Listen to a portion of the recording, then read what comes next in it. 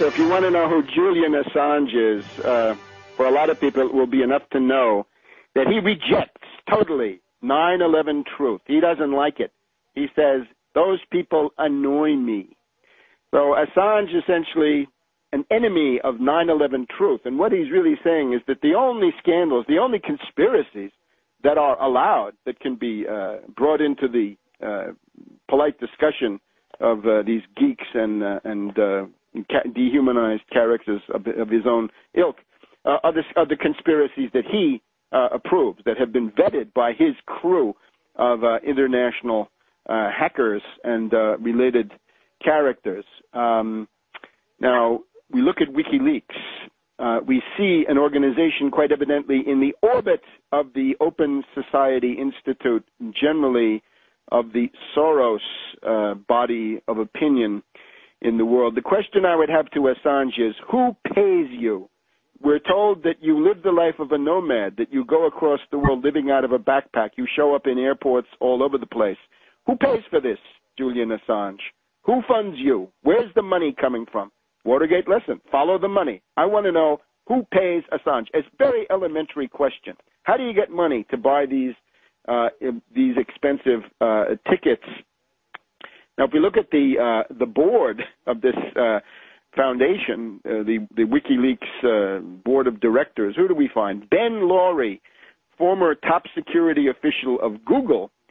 Well, we know that Google comes out of a project funded by In-Q-Tel, the proprietary, launched into the world by the CIA, to keep the U.S. intelligence community at the cutting edge of information technology. We also know that Google, in the meantime, has now practically merged with the National Security Agency. The ties were always close, quite evidently. The sabotage and censorship was always there. Again, 9/11 truth, the best way to gauge this.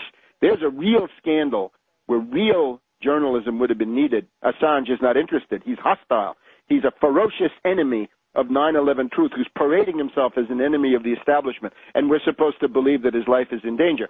Assange can give open press conferences in London and nothing happens to him. Nobody lays a glove on him. It's also clear if the U.S., if the Pentagon wanted to destroy Assange's websites, they could do this within an hour, given the hacking techniques that they have on their side. They don't do it. There's not even a legal attempt. There's no legal action to try to stop this. There's just nothing done.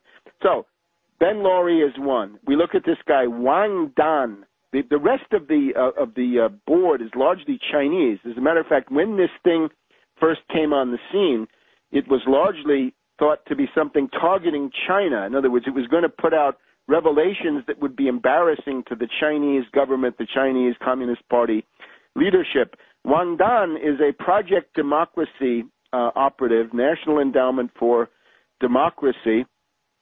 We've also got Xiao Chang. Xiao Chang is the International Committee for Tibet. In other words, he's a big fan of the Dalai Lama, that darling of rich elitists and mystics and intelligence spooks across the Western world. Xiao Chang operates at UC Berkeley. He seems to be part of Radio Free Asia, which is linked to Soros. We've also got this guy on the board, Kam Sit-sang, who is a Tibetan democracy activist. Well, we know what this all amounts to. It's a gaggle of so-called democracy activists, all in the orbit of the U.S. intelligence community, and especially of the Soros wing thereof. And they operate under left cover. This is the indispensable thing. They have to have this Rousseauvian overtone that they're anti-authoritarian and they're fighting big government, I guess you can say.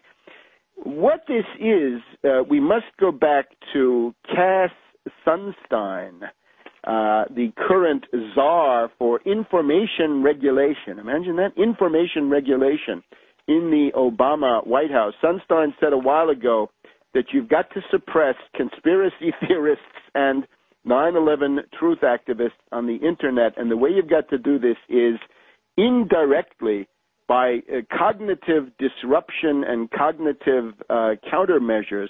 Now, that's not going to be a cigar-chomping right-wing character saying that 9/11 truth is for traitors, it's going to be something like this. It's going to be something that pushes the 9/11 agenda and any other things to the side and puts in the center the things that the CIA and the intelligence community want to be there, which again is why the Afghan war is hopeless and why we've now got to turn our attention to Iran.